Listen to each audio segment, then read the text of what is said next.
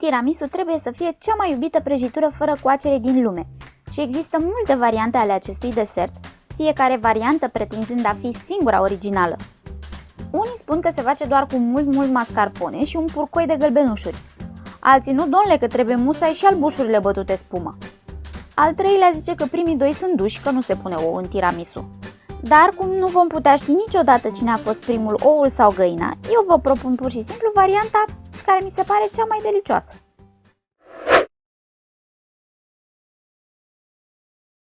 Ne trebuie așa: pentru cafea, 350 de ml de apă, 5-6 grame cafea instant, jumătate de baton de vanilie dacă e mare sau un baton întreg dacă e mic, 45 de grame de zahăr brun, 60 de ml de cremă de whisky sau lichior de cafea. Pentru cremă, 250 de grame de mascarpone, 78% grăsime, 2 gălbenușuri, 45 de grame de zahăr, 400 de grame de frișcă naturală, minim 32% grăsime, rece, 45 de grame de zahăr, de data asta pudră, 3 lingurițe de apă, adică 6 ml, încă 20 de ml de cremă de whisky sau lichior de cafea. În plus ne mai trebuiesc 20 de pișcoturi și cacao depudrat. Începem prin a face cafeaua pentru înmuiat pișcoturi. Punem la încălzit apă, adăugăm zahărul. Eu folosesc brun pentru că mi se pare că se potrivește foarte bine cu gustul cafelei, dar poate fi și alb. Punem și păstaia de vanilie.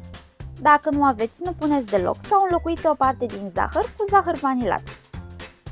Când apa fierbe, adăugăm cafeaua instant.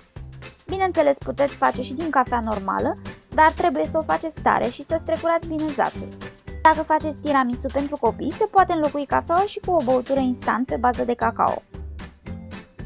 Transferăm într-un vas doar suficient de mare încât să ne intre pișcoturile în el. Adăugăm crema de whisky sau lichiorul de cafea. Dacă nu vreți alcool în prăjitură, nu puneți, dar face diferență. Folosiți măcar la ocazii speciale. Acum să vorbim puțin despre mascarpone. Deși este denumită brânză, ea este de fapt smântână de frișcă coagulată cu ceva acid, gen zeamă de lămâie.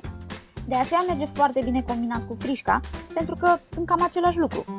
Un mascarpone de calitate trebuie să aibă minim 78% grăsime și să fie ferm. Dacă are mai puțină grăsime și e mai moale, și crema o să iasă tot moale. Ținem la rece până când avem nevoie de el. Următorul pas este să punem un vas cu puțină apă la încălzit. Avem nevoie de un recipient pentru bain-marie.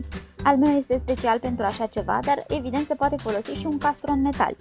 Punem gălbenușurile în el.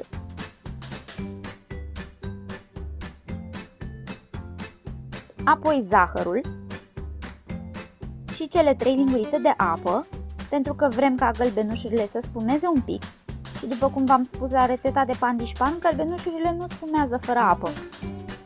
Mixăm gălbenușurile până se transformă într-o spumă densă și de-abia după aceea îl punem la bain-marie.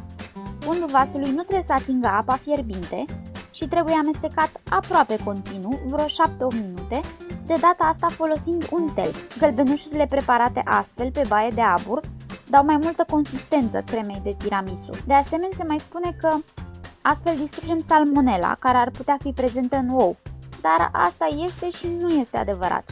Putem fi siguri că salmonela se distruge doar dacă gălbenușul atinge temperatura de 63 de grade și îl păstrăm la temperatura asta 2-3 minute. Pentru asta ne trebuie un termometru, nici eu nu am acum un termometru ca să verific, din păcate. Crema acum a devenit mai groasă, se simte la tel că e mai greu de amestecat, deci este gata. Se ia imediat de pe abur și se toarnă direct peste mascarponele rece. Mixăm. Puteți pune și gălbenușurile crude, doar că trebuie să le amestecați cu zahăr pudră, nu cu zahăr tost, pentru că nu se dizolvă. Și iese și așa, foarte bine. Pentru că am avut un mascarpone bun, mixtura pe care am obținut-o este destul de fermă. Așa că o pot dilua cu 20 de ml de cremă de whisky sau cafea lichidă dacă nu puneți alcool. Asta este consistența la care trebuie să ajungem. Seamănă cu un unt foarte moale. Acum ne ocupăm de frișcă. frișca naturală este musai să fie foarte rece ca să se bată bine și să aibă minim 32% grăsime. Dacă are mai multă, e mai bine. Paletele mixerului trebuie să fie perfect curate. Mixăm la viteză mică cu răbdare. Mixarea durează ceva mai mult decât la frișca vegetală. Când vedem că începe să se îngroașe puțin de tot, turnăm zahărul pudră. Apoi continuăm mixarea. Cum vedem că frișca s-a închegat, ne oprim. Asta este consistența pe care trebuie să o obținem. Își ține forma, dar este totuși moale. Nu încercați să mixați mai mult ca să o întăriți, pentru că se brânzește. Consistența asta este perfectă.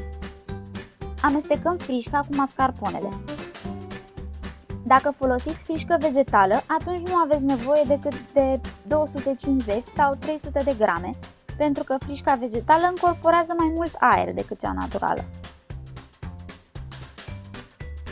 Acum nu mai trebuie decât să montăm prăjitura. Eu o să folosesc un chenar pătrat de tort și nu un vas închis, pentru simplu fapt că se porționează mult mai frumos dacă nu ne incomodează marginile vasului. Pun forma pe un platou. Voi proteja marginile platoului cu niște hârtiuțe.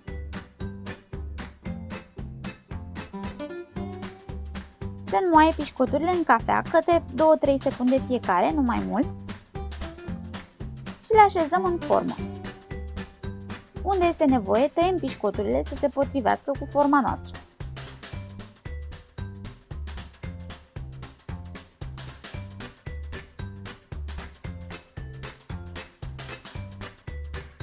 Punem jumătate din cremă și nivelăm.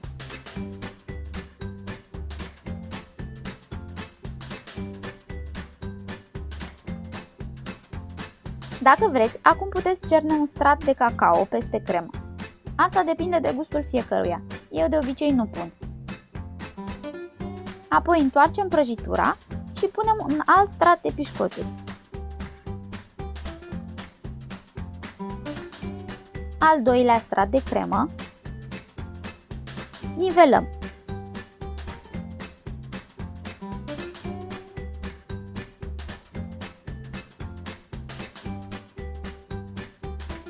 Dacă vrem, putem face un model cu șablonul. Pudrăm cacao.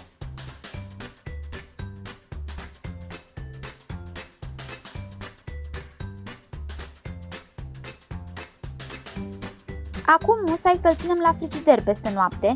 Face o mare diferență. Aromele se îmbină, cafeaua este absorbită până în centrul pișcotului, crema se întărește bine. A doua zi scoatem din chenar.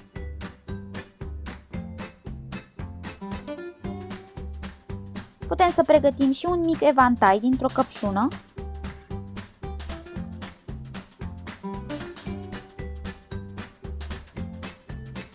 Și gata! Așa arată tiramisul meu. Este fin, delicios și dispare instant din farfurie.